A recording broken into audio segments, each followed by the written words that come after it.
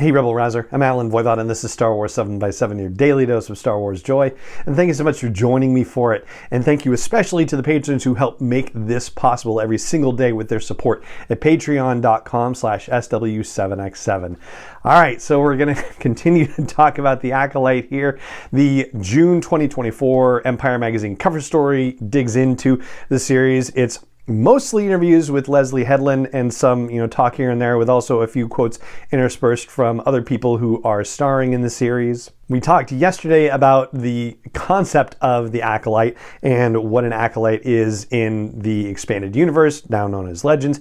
Today, we're going to talk about some other things that were in the article. We're going to focus on 7 particular takeaways that I thought were especially interesting. And I'll start with the first one, which is that the series seems to be rooted in a mystery genre, a detective genre. Now, we had a sense of that already, of course, the fact that there are Jedi getting killed and Jedi Master Soul is dispatched to find out who's doing it and why. But according to Headland, it's not necessarily a straight-ahead whodunit. The story is kind of like a spiral in the revelations as you dig deeper and deeper and deeper. She says it's one story with several reveals and that there are new clues that are being introduced with each successive episode. A second thing has to do with Amanda Stenberg's character, May, who seems to be the prime suspect, but according to Amanda, it's more complicated than that, and that the story is going to kind of examine the idea of what it means to ally yourself with the light side or the dark side. And I kind of matched that up with something Headland says elsewhere in the article about how she's been drawn to telling stories from a bad guy's perspective, that she's very interested in the amoral and immoral characters and finding the humanity in them. I know I have put forward the theory that maybe it isn't May that's doing the killing, but it's someone connected to her who is.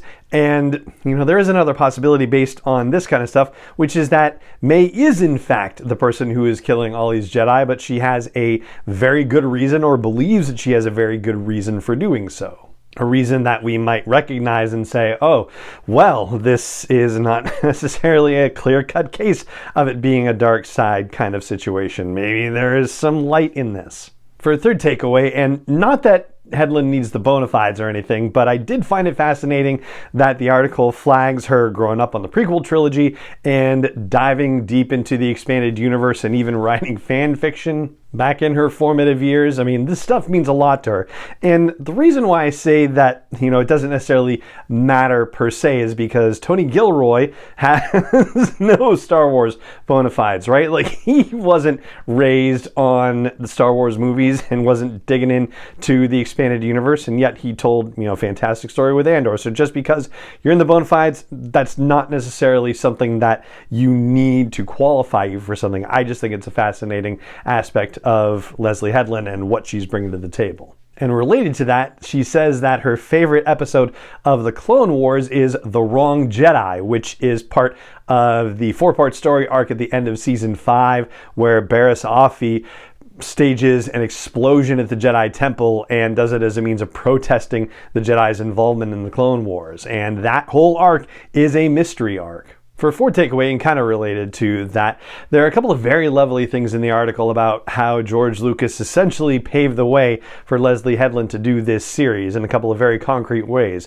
One of them has to do with Attack of the Clones and that scene toward the end when all the Jedi are in battle at Geonosis, and that is influencing what we're seeing in the Acolyte, especially a couple of those scenes from the trailer where a whole bunch of Jedi are waving their lightsabers around. That's a creative inspiration. There's also a technical one. According to Headland, because of Lucas basically single-handedly pushing digital projection into the mainstream, she made it possible for filmmakers like her to actually have a career, and as the writer of the story notes, to then eventually have Star Wars be a part of her career too. For a fifth takeaway, because there's no ongoing war at this point in Star Wars, and that I guess seems to suggest that whatever's happening with the Nile will peter out by the time we get to this part of the High Republic timeline. But because there's not an actual big war, that the war is more of a personal one than anything. or takes place on personal levels, if you will. And she talks about how she sees conflict in Star Wars also appearing in the form of the institution versus the individual, the parent versus the child, the sibling versus the other sibling, and whether the result is victory or defeat or a reconciliation somehow.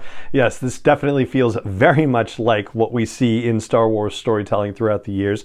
And she is also quick to point out that the Jedi in this case are the institution, and that's not necessarily a bad thing, but it also is a situation where we are looking at the beginning of the end of the Jedi Order as we know it in this story. We know that the seeds for what happens with Palpatine / Sidious are being sown in much earlier times prior to the Phantom Menace, and that is what we're going to get to see at least the first glimmerings of in this first season. And for a sixth takeaway, I have to wonder whether the new coven of Force Witches, as they're described, which is being led by Jodie Turner-Smith's character, whether this is actually the group that is opposing the Jedi. According to the article, they just want to be able to practice their beliefs and be left alone and be free to do what they want to do. And yeah, I mean, of course they should want that to be the case. As long as they're not causing problems for other people, then, why shouldn't they? But you get the idea that someone somewhere in this series is trying to decide that, yeah, maybe they are a problem, and so that might be a source of conflict for the series. But I like the fact that this is expanding our awareness of people who are able to manipulate the Force within the Star Wars galaxy. I mean, it was kind of mind-blowing to have the Jedi and the Sith, and then to go to the Night Sisters, for example, who have a similar kind of power, even if it works differently by comparison with the Jedi and the Sith. But now we might have yet another way of looking at it. And that's something that has also been happening in current canon storytelling as well, at least with all of these different, Force religions that we started discovering in Rogue One that have been built out more and more over the course of the last almost decade or so. And the last takeaway I want to flag is that Hedlund is talking about this not as a singular season. She's already talking to Pablo Hidalgo about the possibility of more seasons, she says. And from what we knew in the backstory anyway, this had been developed with a series Bible and the whole situation for the first season, but it sounds like what was developed was definitely not to be a one and done. It was supposed to be the beginning of something, and the fact that they're already having conversations about a second season seems very promising. And such a second season could also bring more existing High Republic characters into the mix too, so that could be very fun. And so that's what I've got for you. Those are the highlights that I have gleaned from going through the Empire Magazine cover story on The Acolyte from June 2024, and that is going to do it for this episode of the show. If you enjoy the show, please share it with friends and fans that you know. Please leave a rating or a review on your favorite app. Please consider liking or subscribing or joining. And if you really enjoy this podcast, then you can, for the cost of a cup of coffee a month, help in the actual creation and production of this one-man show. And you can do that over at patreon.com/SW7x7. And it just remains for me to say thank you so much for joining me for this episode as always. And may the Force be with you, wherever in the world you may be. 7x7 is not endorsed or sponsored yet by Lucasfilm Limited, Disney, or 20th Century Fox, and is intended for entertainment and information purposes only. Star Wars, the Star Wars logo, all names and pictures of Star Wars characters, vehicles, and any other Star Wars related items are registered trademarks and/or copyrights of Lucasfilm Limited, or their respective trademark and copyright holders. May the Force be with them. All original content is copyright by Star Wars 7x7. We hope you love it.